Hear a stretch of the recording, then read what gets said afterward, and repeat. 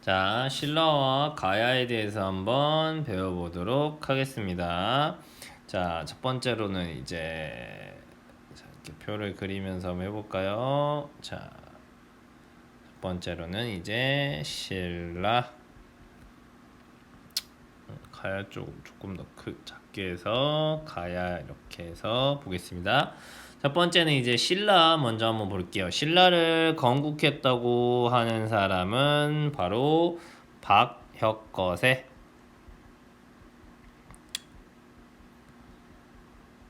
자, 박혁거세가 신라를 세웠다고 하는데 신라의 건국 이야기 한번 볼까요? 27쪽에 자, 어느 날 고호촌장이 산 아래를 바라보니 우물 곁 숲에 말이 무릎을 꿇고 울고 있었다.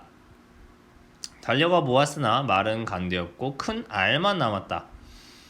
이 알을 깨보니 어린아이가 나와 거두어 길렀다. 육촌의 사람들은 이상하게 태어난 아이라고 하여 임금으로 모셨다. 당시 이 사람들이 큰 알이 박과 같았기 때문에 박을 성씨로 삼았다. 이 여기 보면은 박혁거세가 뭐에서 태어났대요? 알에서 태어났대요. 실제로 사람이 알에서 태어날 수는 없는 거잖아요. 여기서의 알은 뭘 상징하냐면 바로 태양을 상징하는 것이다 라고 보시면 되겠어요. 알은 결국 태양을 상징한다. 그러니까 마찬가지로 농사를 짓는데 중요한 게 태양이잖아. 그러니까 흔히 이렇게 지도자들은 건국신화에서 알에서 태어났다라고 상징이 되는 경우들이 있습니다. 라고 알아두시면 될 것 같아요. 알겠죠? 진짜 알에서 나온 건 아니죠. 네, 이 정도는 생각해 볼 수 있겠어요. 자, 그래서 박혁거세입니다. 우리나라에 박씨들 많잖아요. 성씨가 여기서 왔다고 생각해 주시면 되겠죠. 자, 그 다음 이제 이세기를 보시면 여기서 쭉 그어놓고 이세기에 보시면 신라는 초기에 왕권이라고 하기엔 왕이 별로 강하지 못한다. 그래서 박씨가 왕위를 하기도 하고 여기 나와 있는 석씨, 석탈해 해가지고 석씨가 왕위를 하기도 하고 그 다음에 또 김씨, 김씨, 김알지 이렇게 해서 이 박씨하고 석씨하고 김씨가 돌아가면서 교대로 이제 왕을 하게 됩니다. 그래서 이때 왕을 신라는 뭐라고 부르냐면 이사금이라고 불렀어요. 왕이라고 부르지 않고 이가 많은 사람이 지혜로운 사람이다. 그러니까 떡을 물어가지고 우리 이빨 있잖아요. 이가 많은 사람이 왕을 했대요. 그 말은 조금 뭔가 체계적이지가 않죠. 그렇죠? 그 다음 세 명이 돌아가면서 왕을 했다는 것에서 알 수 있다시피 왕의 힘이 강했을까요, 과연? 그치. 돌아가면서 했다는 건 왕의 힘이 그렇게 강하지 않았기 때문에 돌아가면서 했겠죠. 정말 강하고 좋은 거였으면 자기 아들한테 물려주려고 하지 어떻게 돌아가면서 할 수가 있겠어요. 그쵸? 이런 것들을 우리가 한번 생각해 볼 필요가 있다라는 것을 생각하면 되겠습니다. 알겠죠? 그렇게 해서 이렇게 발전되기 시작을 합니다. 자, 그러면 가야도 여기서 조금 보면서 갈까요? 가야는 바로 어디에서 왔냐면 우리 마한, 진한, 변한 3한 중에서도 바로 이 변한이라는 나라에서 가야가 발달해 가기 시작한다. 변한하면 뭐가 발달했었다? 철이 발달했다. 그렇기 때문에 가야 역시 이 철이 발달하게 된다. 가야 하면 기억해야 되는 게 바로 이 철이에요, 철. 이게 시험에 많이 나옵니다. 가야는 솔직히 말하면 철 빼고는 외울 게 별로 없어요. 가야를 세웠다고 한 사람은 김수로가 되겠습니다. 마찬가지로 김수로도 구지가 김수로는 또 알에서 나왔다고 뭐 이렇게 하는데 그래서 보시면은 여기 27쪽에 가야의 건국이야기 황천이 나에게 명하기를 이곳에 가서 나라를 새로 세우고 임금이 되어라 하였다. 거부가 머리를 내밀어라 만일 내밀지 않으면 구워 먹으리라고 노래를 부르고 춤을 추어라. 거북이한테 머리를 안 내밀면 구워 먹다니 좀 잔인한데. 얼마 지나지 않아 하늘을 우러러 쳐다보니 자줏빛 줄이 하늘에서 드리워져 땅에 닿았다. 하늘에서 줄이 내려왔다. 그 줄 끝에 끝 찾아보니 붉은 보자기에 쌓인 금빛 상자가 있었다. 열어보니 해처럼 둥근 황금 알 6개가 있었다. 이게 바로 구지가 이야기고 여기서 중에 한 명이 제일 나이 많은 애를 했댔나? 이게 바로 김수로다. 그래서 구지가 마찬가지로 R에서 나온 거. R은 아까 태양을 상징한다고 했었잖아요. 마찬가지로 가야는 여기 나와 있는 6개 R이 의미하는 것처럼 하나의 발전된 나라를 만들지 못해요. 그래서 가야는 바로 서로 여러 개가 모여서 만들어진 바로 이런 연맹 왕국이었다. 그러니까 하나로 나라를 중앙 집권적으로 만들지 못하기 때문에 가야는 우리가 고구려 백제 신라할 때 거기다 가야를 넣어주지 않는 거야. 왜냐면 발전된 국가가 되지 못했기 때문이에요. 알겠죠? 그래서 삼국시대라고 부르고 가야를 넣어서 사국시대 이렇게 부르지 않는 것이다 라고 봐주시면 되겠어요. 자, 이렇게 2세기가 지나고 그 다음 이제 3세기에 금관가야, 그러니까 연맹왕국에서 좀 더 발달해서 이 금관가야가 연맹을 주도한다. 알겠죠? 이 김관가야는 지금의 김해 지역을 바탕으로 해서 이 연맹을 주도하게 된다. 그치? 알겠죠? 자, 그러면 이제 여기까지가 이제 3세기고, 자, 3세기. 자, 이제는 4세기에 와서 이때부터는 이제 바로 이 김씨가 왕위를 세습하게 된다. 왕권이 이제 조금씩 강해져 가고 있다라고 보면 되겠죠. 여전히 근데 왕이라고 부르진 못하고 얘네들은 자기 지도자들을 내물 마립간이라고 부릅니다. 그래서 이때부터는 내물계, 즉 김씨가 왕위를 이어가는 게 바로 요 내물계가 됩니다. 그래서 이들은 왕을 내물마립간이라고 불렀어요. 그래서 하지만 여전히 강력한 나라는 아니었기 때문에 결국 외적이 쳐들어왔을 때, 외국, 그렇지? 일본이 쳐들어왔을 때 자신들의 힘으로 그걸 해결하지 못했다. 결국 외나라를 물리쳐 주는데 누구의 도움을 받을 수밖에 없다. 광개토 대왕의 도움을 받았다. 우리 기억하죠? 그 그릇이 무슨 그릇이라고 했었어? 기억 안 나면 앞에 찾아보면 되지. 호우명 그릇이었다. 됐죠? 근데 이 광개토 대왕이 신라에 있는 일본만 물리친 게 아니라 바로 누구를 공격했어? 이 금관가야를 공격해버렸지.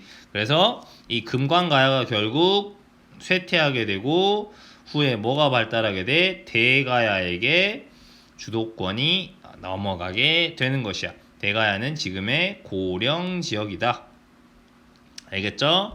이 대가야가 바로 이 연맹을 주도하게 되는 계기는 바로 광개토 대왕의 공격이었다 라고 이렇게 봐주시면 되겠어요. 이걸 너무 밑에다 적었네. 많이 중요한 건 아니니까요. 좀 더 올려서 적을게요.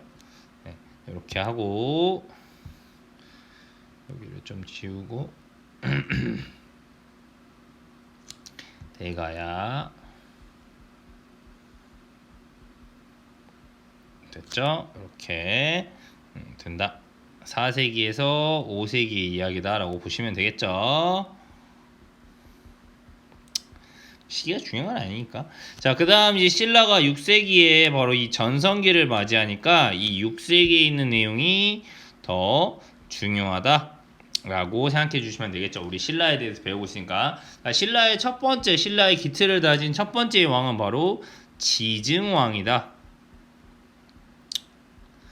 알겠죠? 자, 여기서부터 알 수 있는 거 첫 번째 생각해 보세요. 왕이라는 게 붙었잖아요. 그쵸? 뭘 사용하는 거야? 왕이라는 호칭을 사용한다.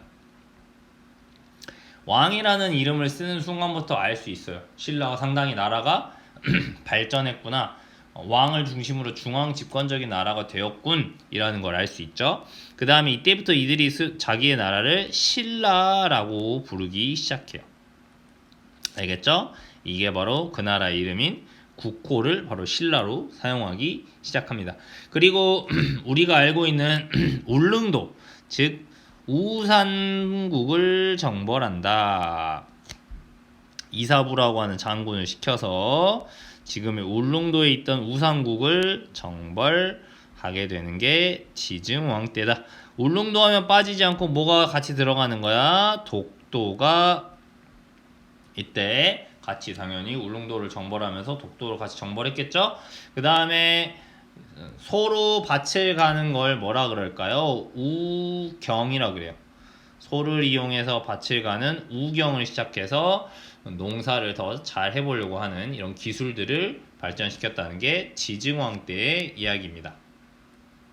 알겠죠? 신라 왕 알아둬야 돼. 자, 그 다음 신라의 전성기를 이끌게 되는 왕이 바로 누구냐면 아까 배웠던 진흥왕이에요. 진흥왕 기억나죠? 백제할 때 배웠잖아. 백제의 성왕이 고구려를 몰아내고 한강 유역을 차지했는데 신라가 배신을 때리면서 관산성 전투에서 성왕이 전사한다. 그때 바로 이 관산성 전투에서 승리를 하고 성왕을 붙잡아서 처형한 왕이 누구야? 신라의 진흥왕이었잖아요. 알겠죠?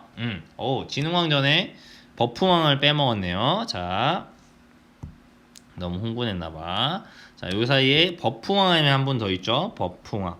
이름에서 알 수 있다시피 법을 흥하게 한 왕, 이렇게 생각해도 될 것 같아요. 뭘 반포할까? 그러니까 법, 율령을 반포한다. 선생님이 율령은 법과 같은 거라고 했죠. 나라가 항상 발전하고 체계를 갖추려면 지금 법을 만들고 강력한 법을 공표하는 거죠. 반포. 다른 사람 다 지켜 라고 이야기하는 거지. 그 다음에 또 하나, 사람들의 마음을 하나로 모으기 위해서 바로 신라에서도 불교를 공인하게 된다. 불교를 받아들이게 된다. 이때 바로 순교했다고 하는 사람이 바로 이차돈이라고 하는 사람이에요. 버풍왕이 불교를 받아들이려고 하니까 귀족들이나 이런 사람들이 굉장히 반대했다는 거죠. 왜? 자기들이 믿고 있는 그런 무당이라든지 토속적인 종교들이 있을 거 아니에요. 그걸 이용해서 사람들의 마음을 자기들이 왔다 갔다 한 거야. 예를 들면 내가 전 봐주고 야, 넌 내 말 들어야 돼. 이때 이걸 해야 돼. 라고 말했지만 불교를 믿는 순간부터는 자기가 마음대로 할 수가 없잖아요. 그래서 귀족들이 굉장히 불교를 받아들인 걸 반대했대요. 하지만 이차돈이 순교를 했다. 이차돈이 불교를 받아들여야 됩니다. 라고 이야기하니까 귀족들이 반발하니까 저놈을 처형해야 합니다. 그러니까 제가 죽을 때 목에서 하얀 피가 솟을 것입니다. 라고 했다는 거야. 당연히 사람들이 말이 되겠어요? 하얀 피가 어떻게 솟습니까? 라고 하면서 비웃자 이차돈이 정말 제 목을 잘라 보십시오 라고 했더니 정말로 목을 잘랐더니 하얀 피가 솟았다. 그래서 그 다른 사람들이 모두 이차돈의 말을 믿고 불교를 결국 믿게 되었다라는 것이죠. 그게 바로 이차돈의 순교의 이야기예요. 그래서 불교를 받아들이게 되는데 공인을 했다. 목에서 뭐 하얀 피가 어떻게 났을까요? 뭐 저도 거기 안 있어가지고 모르겠는데 뭐 우유를 마시고 목을 뱉다고 해서 뭐 하얀 피가 나지는 않았겠죠? 전설은 어디까지나 전설이니까 네, 뭐 저도 뭐 과학적으로는 모르겠습니다.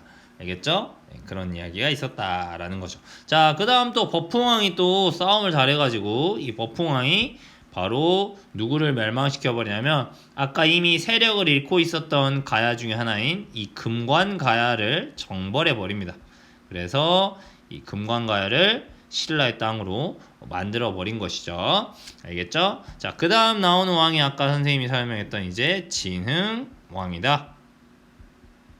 진흥왕 하면 중요한 거 결국 신라가 그토록 얻고 싶어 했던 유역이었던 무슨 유역? 이 한강 유역을 차지하게 된다. 알겠죠? 이 한강을 왜 그렇게 갖고 싶었냐면 신라는 여러분 지도를 보시면 아시겠지만 고구려는 중국이 선진국이야. 중국하고 직접 어쨌든 교류를 할 수 있는 땅이 걸어가면 되죠. 말 타고 가서. 백제의 경우는 어떻게 했지? 바다를 가면 되죠. 신라는 상대적으로 중국과의 교류가 굉장히 어려운 지역이 있었죠. 지금처럼 뭐 비행기가 있어요. 지금처럼 배도 솔직히 말하면 철로 된 배가 아니라 다 나무로 된 배였잖아. 이 바다를 건너서 중국까지 가는 게 신라 입장에서는 어려웠으니까. 그래서 진흥왕 때 결국 한강 유역을 차지하게 되면서 항구를 얻게 된다. 이 당항성이라고 하는 곳을 통해서 바로 중국과 교류를 하게 되는 것이다 라고 이해해주면 되겠어요.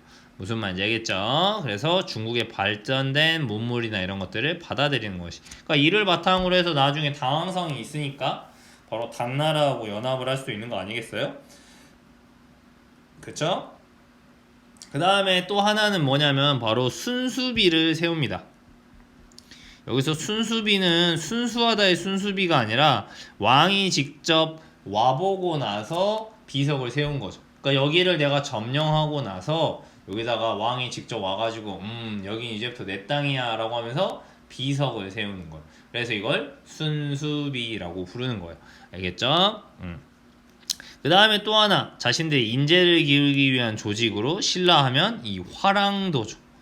이 화랑도라고 하는 귀족이나 젊은 청년들을 모아놓고 왕에 대한 충성을 가르치고 그 다음에 무술 훈련을 하거나 학문을 연구하거나 이렇게 해서 인재들을 기르는 조직이 바로 이 화랑도죠. 이 화랑도를 정비해서 훗날 신라가 삼국통일을 하는데 기반이 될 수 있는 그런 조직을 만듭니다. 나중에 신라의 삼국통일에 큰 기여를 하는 김유신이라든지 그 다음에 훗날 무슨 왕이지? 무열왕이 되는 김춘추도 다 이 화랑도에서 같이 공부하고 무술훈련하고 했던 인물들이 되는 거니까요. 화랑도라고 하는 조직 신라 기억하면 좋을 것 같아요. 드라마에 보면 가끔 나오잖아요. 그쵸? 잘생긴 남자들 나오는 걸로. 그 다음 이 진흥왕이 또 무슨 가야를 이제 완전히 멸망시켜버려요. 대가야도 완전히 멸망시켜버립니다. 그러니까 가야는 이렇게 엄청나게 공격만 당하는 거야. 그래서 가야 하면 기억하는 건 결국 철기 문명이 굉장히 발달했다. 요 정도 알아두면 될 것 같습니다. 알겠죠? 자, 그러면 신라 이제 이렇게 발전을 할 수 있는 기틀들을 지증왕, 법흥왕, 그 다음 진흥왕이 만들어 두었죠. 자, 그러면 이제 6세기 이렇게 전성기를 맞이하고 드디어 7세기에 신라가 결국 삼국 통일을 이루게 되는 것입니다. 결국 신라가 삼국 통일을 이루기 위한 하나의 방법으로는 자기들의 힘만으로는 어렵다. 그래서 누구를 끌어들이는 거야? 신라의 나와 중국의 당나라를 끌어들여서 나당 연합군을 꾸리게 되죠. 둘의 이해관계가 맞아 떨어졌기 때문이었겠지. 신라는 고구려 백제 혼자 힘으로는 이길 수 없을 것 같았고 당나라의 경우는 뭐겠습니까? 가장 눈엣 가시였던 고구려를 무너뜨리는데 신라의 도움을 받아서 무너뜨리려고 했던 것이죠. 그래서 이 나당 연합군이 결국 백제와 고구려를 무너뜨리게 되는 것이죠. 알겠죠? 백제를 무너뜨리게 된다. 자, 그러면 이때 기억할 게 바로 이때 이 나당 연합군을 결성해서 백제를 멸망시킬 때 왕이 바로 누구냐면 이때 왕이 바로 김춘추라는 인물입니다. 이 김춘추가 굉장히 활약을 하면서 당나라를 끌어들이거든요. 이 김춘추가 훗날 왕에 오르게 되는데 이 왕이 바로 무열왕이에요. 그 다음 굉장히 김춘추가 친한 친구 사이이면서 전쟁에서 굉장히 많은 공을 세워서 이 신라의 삼국통일에 기여하게 되는 한 장군이 누굽니까? 바로 우리가 알고 있는 그 김유신이 되는 겁니다. 알겠죠? 그러니까 이 김유신이 결국 나당 연합군에서 황산벌에서 계백하고 맞서 싸우는 게 이제 김유신이 되는 것이죠. 네. 그 다음 이제 백제가 이렇게 해서 김춘추 즉 무열왕과 김유신의 활약으로 백제가 무너지고 이제 김춘추는 무열왕이 되고 나서 나중에 당연히 이제 죽게 되고 김유신이 좀 더 오래 살아요. 그러면서 이제 이 고구려를 무너뜨리게 되는 것입니다. 나당 연합군이 이제 고구려마저 무너뜨리게 됩니다. 이때 당연히 김유신은 아직도 살아 있었어요. 고구려도 무너뜨리는데 공을 세우고. 자, 근데 백제와 고구려가 무너지고 나니까 이 당나라가 바로 본격적인 속셈을 드러내죠. 김유신도 역시 눈치를 채고 있었어요. 이게 말이 나당 연합군이지 백제와 고구려가 사라지고 나면 이 당나라 애들 분명히 더 많은 요구를 해올 것이다.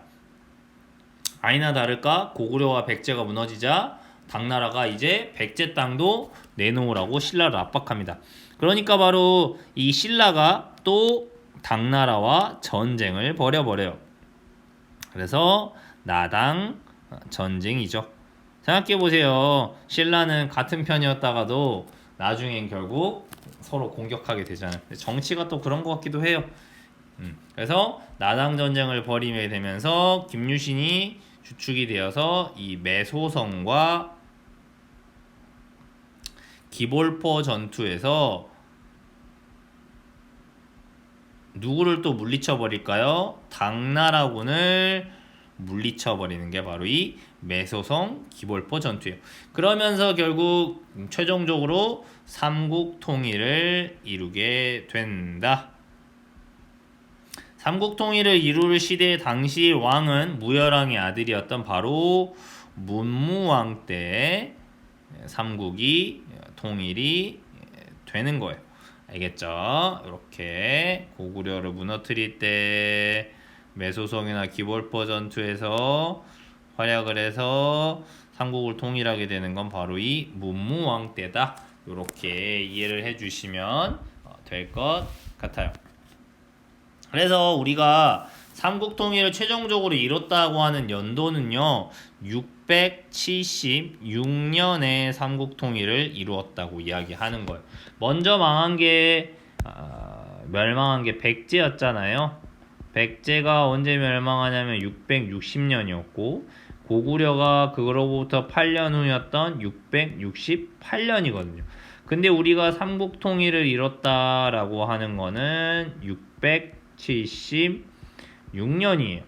그러니까 고구려가 멸망하고 나서도 지금 보시면 약 8년이 필요했던 거죠. 이 8년 사이에 바로 뭐가 있었던 거예요? 나당 전쟁이 있었고 당나라 세력을 완전히 몰아내고 난 후를 완벽하게 삼국 통일을 했다. 이렇게 676년이라고 이야기를 하는 것입니다.